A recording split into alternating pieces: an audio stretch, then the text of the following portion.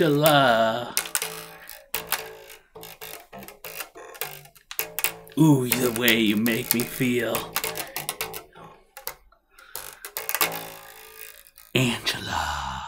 Gotta figure out what's making that type of weird noise. Oh, headstock's loose.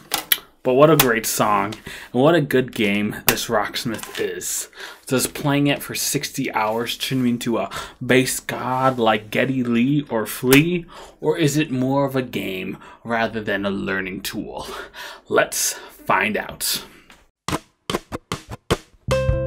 For self-improvement, crafts, and fitness games, go ahead and turn on YouTube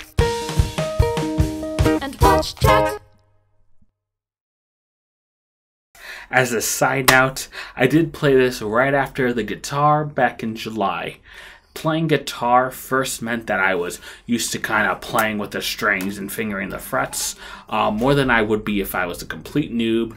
Keep that in mind when seeing the before and after footage. Let's start, slappers. Slappers.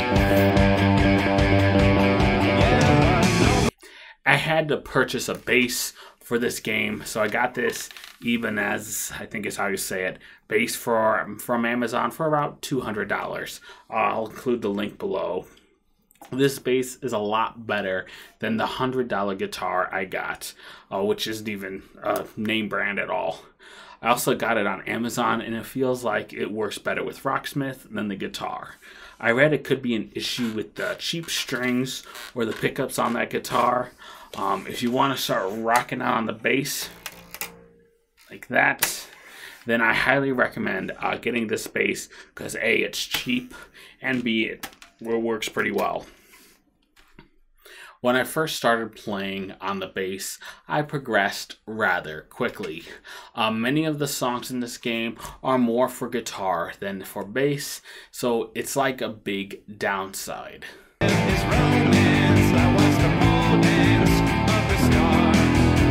Some songs, like the Rolling Stones' Playing with Fire, don't play with me cause you're playing with fire, don't have a bass line, so you miss a few. There are not that many songs that are just bass out there, so there's no additional songs to make up for it. Otherwise, the game is pretty much the same. Can't you see what you've done to my heart? You have the journey mode to play through the songs, and you have the techniques tab to learn more about playing the bass. The mini games are pretty much the same since, you know, many of the techniques from slides to harmonics. Am I doing that right? Oh, right here, 7th, duh. Harmonics are the same no matter if you're a bassist or a guitarist. Possibly a ukuleleist as well. I've never actually touched one of those before, but I assume they're the same. Yes. There are a few techniques that are exclusive to bass players. The main one being slap and pop. Slap is where you hit the strings with the side of your thumb, and a pop is where you pull the strings underneath like so.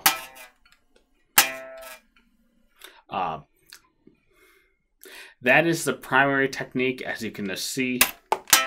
I need to work on once I return on bass for Rocksmith 2014 Remastered. I'm not too good at it, you know. Unfortunately, there is not a ton of songs that include slapping and popping built in. The main one I found being the Red Hot Chili Peppers Higher Ground, which is like, you know, it's Flea.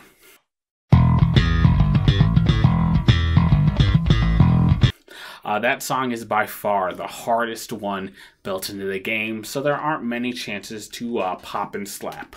I did buy some DLC songs for that game, including popping and slapping to help my technique. The main one, and actually a good one, was Maroon 5's Mystery. A great song from a band that should have stopped after the second album. except for, you know, some songs, maybe like that Sugar. They could keep that one, but the rest throw in the garbage. There isn't a mini game either to play to learn to slap and pop, so you're going to have to look elsewhere, such as YouTube, for practice. That brings me to my big complaint with the bass in the original Rocksmith game. There aren't many songs. You can play as rhythm or lead guitar, which basically doubles the game size for guitarists. With bass, you only get one option. You don't get the lead, you don't get rhythm, you get bass. To help me get through the 60 days, I had to shell out some money and bought a few DLC packs.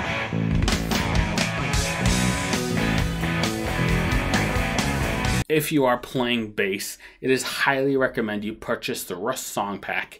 It has songs including Tom Sawyer and YYZ. Those are some of the most challenging bass songs in Rocksmith. It is highly recommended to purchase those to keep things interesting. I also recommend purchasing the Queen Song Pack, as those bass lines are just iconic. My recommendation is to know if you are playing bass in the original Rocksmith to keep in mind that you will need that DLC. I also, did not use any DLC, as Smithy's Anvil is obviously no more, and Custom Forge is mostly for the 2014 version. Besides, I want to see what this game has legally, both built-in and purchase-wise for DLC.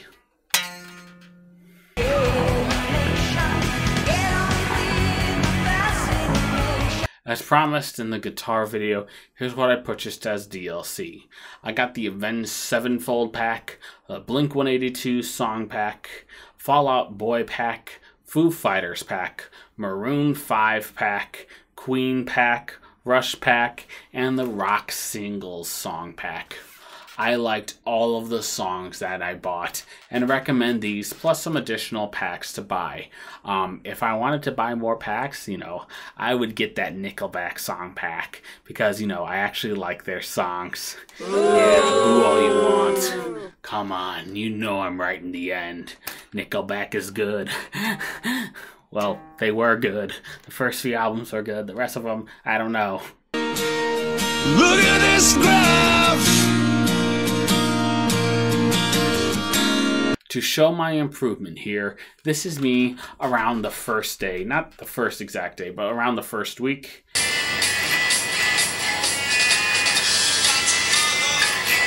And here's me on the last day.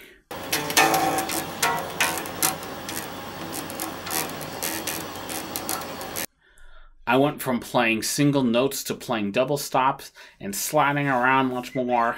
It's not that much more of an improvement when you were kind of looking in, but it feels like a big one. My confidence in playing the bass improved a lot from playing this game. From basically having no idea how a bass is even played to being, hey, I can play Angela chord, sort of. And I highly recommend you guys all play it. I know that there is a 2014 version out there, but I recommend playing the original just to see the progress if you have the time. And you can also only play Sunshine of Your Love on this one, which makes it worth picking up in my mind.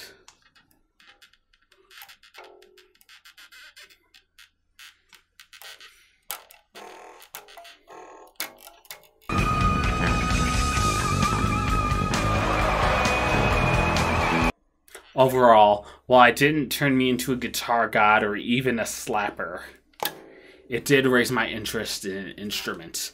That interest can and probably will turn into a great hobby for me, as well as a ton of others, I guess, and I assume. If you've never picked up a bass, I highly recommend doing so with the DLC packages I recommend, and start and begin your new hobby today.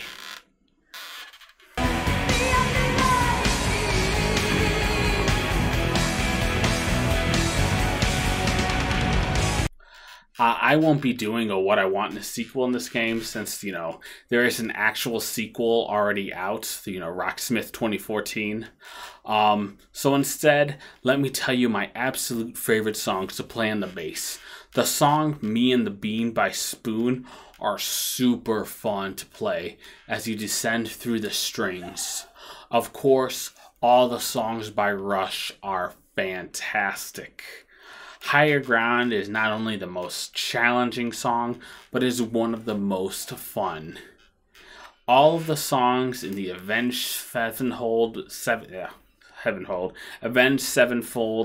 song pack are just bangers to play, especially like Afterlife. Lastly, the song Islands by XX is another fun one just to splatter all around in.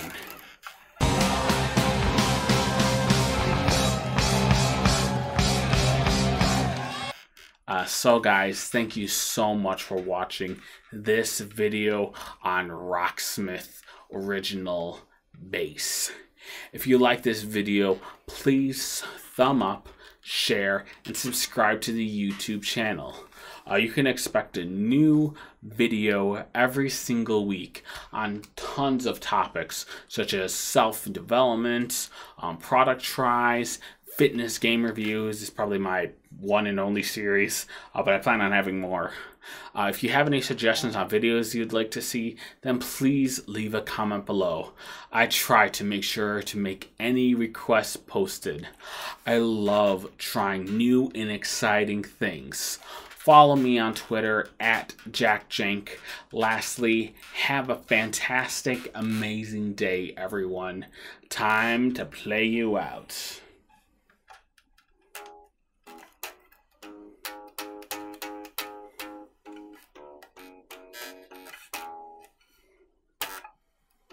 I'm trying to remember how to play this.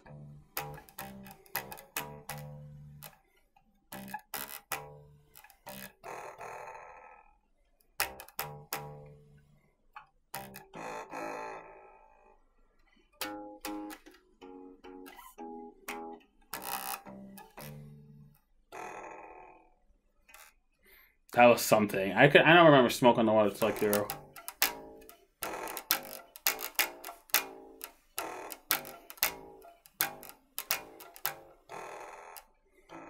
I'll do it.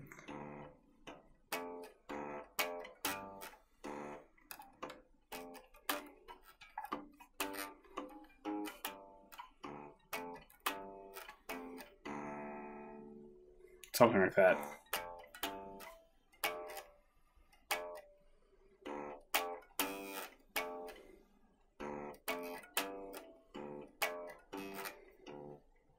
Two, three.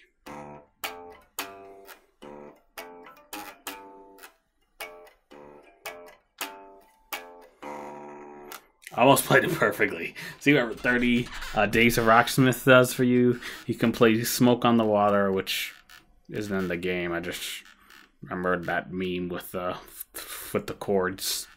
Good night, everyone.